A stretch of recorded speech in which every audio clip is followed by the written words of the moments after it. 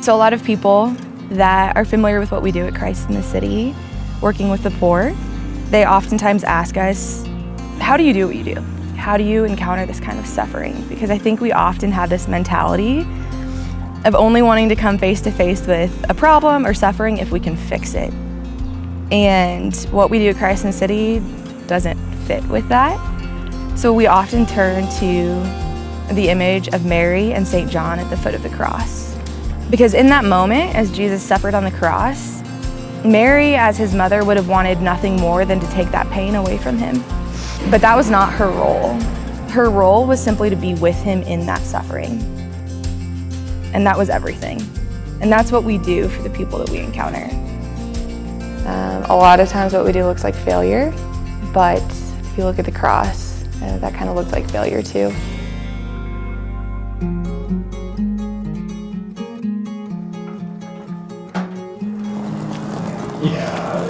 And so it begins in community, and then that is the foundation for everything that we do on the streets. Yeah, we start out as a bunch of strangers with very different personalities and very different life experiences. And then we move in together and we struggle together. We go out on the streets, we encounter heartbreak, we encounter joy, everything in between. And those moments spent together, especially those that are particularly trying, form bonds that I've never experienced before. It's a really unique opportunity to grow. I'm a perfectionist, and so I really like to only let people love me when I'm at my best. I personally have my own brokenness in my life.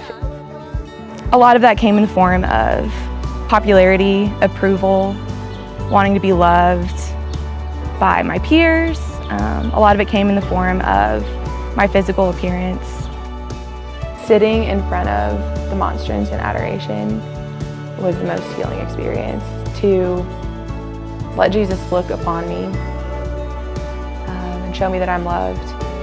And I think that's really our role as missionaries.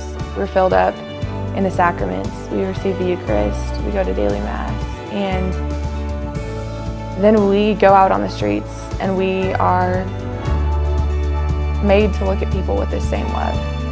The same thing that I encountered in adoration is what we hope to bring to them on the streets, because they all deserve to hear, even if it's just in a look, you were valuable, you were worth loving, you were precious to me.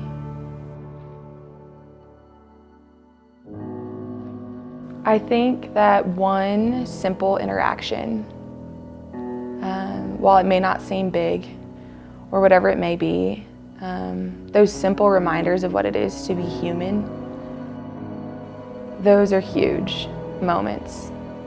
They seem so small, and I think it's easy to lose sight of what we're doing, but I think that Jesus sees the preciousness of those little tiny moments that are done with a lot of love. I think what we're doing here on the day-to-day basis is very, very small. And maybe in the grand scheme of things is very, very small, but for the individual person, I think it changes everything.